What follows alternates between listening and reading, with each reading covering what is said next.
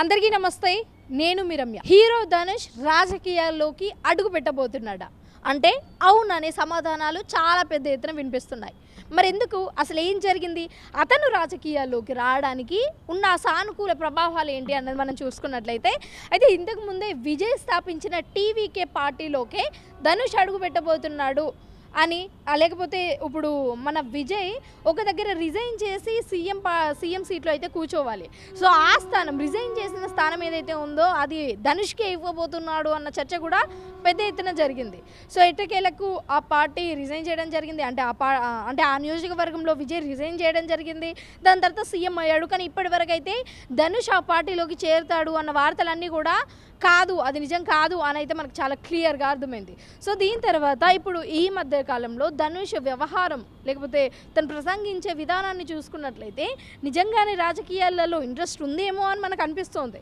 So రీసెంట్గానే జరిగిన ఒక కార్యక్రమంలో అతను మాట్లాడిన మాటలు మనం ఒకసారి విన్నట్లయితే అతను ఏమన్నాడంటే, అంటే అక్కడ వాళ్ళ ఫ్యాన్స్ అందరూ కూడా ఒక బ్లడ్ క్యాంప్ అయితే నిర్వహించారు. సో ఆ బ్లడ్ క్యాంప్లో భాగంగా అతను వచ్చి ప్రజల సమస్యలను తెలుసుకోండి, వాళ్ళ సమస్యలకు పరిష్కారం ఇవ్వండి, అలాగే ఈ సినీ కార్యక్రమాలు ఏవైతే ఉంటాయో సినీ కార్యక్రమాల కంటే కూడా నేను ఒక సామాన్య ప్రజలకు ఎలాంటి సమస్య వచ్చినా నేను ముందుంటాను అనే ఈ అర్థం వచ్చే విధంగా అయితే తను మాట్లాడడం జరిగింది. అంటే తను మాట్లాడే విధానాన్ని బట్టి చూస్తే తను నిజంగానే రాజకీయాలకు వస్తున్నాడా అన్న ఇక్కడ సందేహం అయితే ఇక్కడ కనిపిస్తుంది. చాలామందికి కూడా అది నిజమేమో అని కూడా ఒక పెద్ద ఎత్తున అయితే టాక్ నడుస్తుంది.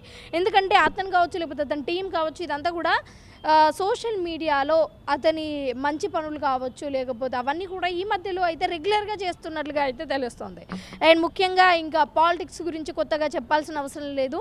సినీ రంగంలో చాలామంది ప్రముఖులు కూడా రాజకీయాల వైపు మొగ్గు చూపుతారు. అండ్ కొంతమంది అయితే హ్యూజ్గా ఒక మంచి రెస్పాన్స్ అయితే తీసుకొని, అంటే ప్రజల దగ్గర నుంచి తీసుకొని వాళ్ళు గెలవడం కూడా జరుగుతుంది. ముఖ్యంగా ఇప్పుడు మనం విజయ్నే చూసుకోవచ్చు. ఒక సాధారణ హీరోగా రాజకీయాల్లోకి ఎంట్రీ ఇచ్చి అతనికి ఉన్న ఈ ప్రజాదరణ మొత్తంగా కూడా ఒక ఓట్ల బ్యాంకుగా మార్చుకున్న తీరు అది అసలు అన్ఎక్స్పెక్టెడ్ థింగ్ అని చెప్పవచ్చు. ఎందుకంటే అదే ఒక 1 year లోపు, అంటే ఒక పార్టీ పెట్టిన వెంటనే ఇలా గెలవడం అనేది ఆ సీనియర్ ఎన్టీఆర్కే కుదిరింది, దాని తర్వాత విజయ్కే కుదిరింది. సో ఈ సీనియర్ ఎన్టీఆర్ కావచ్చు లేకపోతే చిరంజీవి కావచ్చు, పవన్ కళ్యాణ్ కావచ్చు, జయలలిత, విజయ్ వీళ్ళందరూ కూడా ఒక రాజకీయ పార్టీని ఎంచుకొని లేకపోతే ఒక రాజకీయ పార్టీని నిర్మించి ఆ పార్టీలోకి వెళ్ళి ఏ విధంగా కొనసాగించారు అన్నది మనం చూడొచ్చు.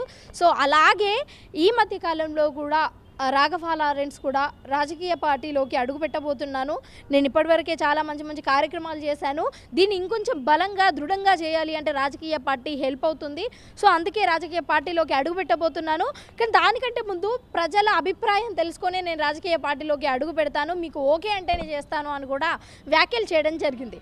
సో చూసుకున్నట్లయితే ఈ రాజకీయ పార్టీలోకి అడుగు పెట్టే వాళ్ళు కావచ్చు లేకపోతే రాజకీయ పార్టీలు స్థాపించే వాళ్ళు కావచ్చు, సినిమా వాళ్ళకి వీళ్ళకి అయితే చాలా దగ్గర అనుబంధం ఉంది అన్నట్లుగా అయితే తెలుస్తోంది. అండ్ ముఖ్యంగా సినీ ప్రముఖులు రాజకీయ పార్టీలు పెట్టి గెలవడానికి ముఖ్య కారణం ఏంటి అంటే చాలా వరకు హీరోలకు వాళ్ళకు ఒక హ్యూజ్ రెస్పాన్స్ అయితే ఉంటుంది ప్రజలలో. సో ప్రజలు కూడా చాలామంది ఆ హీరోలని ఇష్టపడుతూ ఉంటారు కాబట్టి సో ఎప్పుడైతే పాలిటిక్స్లోకి వస్తారో వాళ్ళ ఇష్టంగా భావించే ఒక హీరోని దైవంలో చూసుకుంటూ ఉంటారు. ఇంకా రాజకీయాల్లోకి వస్తే మా జీవితం మారుతుందేమో అని, అంటే విజయ్ తరహా మనం చెప్పొచ్చు, ఏ తరహాలో గెలిచాడు అలాగే ఇప్పుడు తమిళనాడుకు ఏ విధంగా సేవలు చేస్తున్నాడు అన్నది ఇక్కడ చాలా ఇన్స్పైరింగ్ థింగ్ అని చెప్పొచ్చు. బట్ ధనుష్ కూడా రాజకీయాల్లోకి వస్తున్నాడా రావట్లేదా అన్నది కూడా ఇక్కడ మనము చాలా అంటే 50-50 ఛాన్సెస్ అనుకోవచ్చు. బట్ పెద్ద మొత్తంలో అయితే వస్తున్నాడు అనే టాక్ వస్తుంది.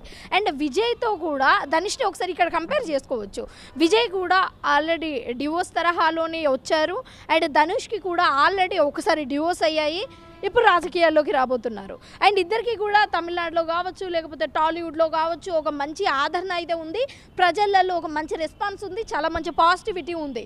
ఈ పాజిటివిటీ, రెస్పాన్స్ అండ్ ఈ స్టారిజం వీటన్నింటినీ కూడా వెనకాల పెట్టుకొని రాజకీయాల్లోకి నిజంగా ఒకవేళ వస్తే విజయ్ తరహాలోనే ధనుష్ గెలవబోతున్నాడా లేదా అన్నది మాత్రం ఇక్కడ చర్చగా మారుతుంది. ఇంతకీ మీ ఇష్టమైన హీరో ఎవరో కింద కామెంట్ సెక్షన్లో కామెంట్ చేయండి.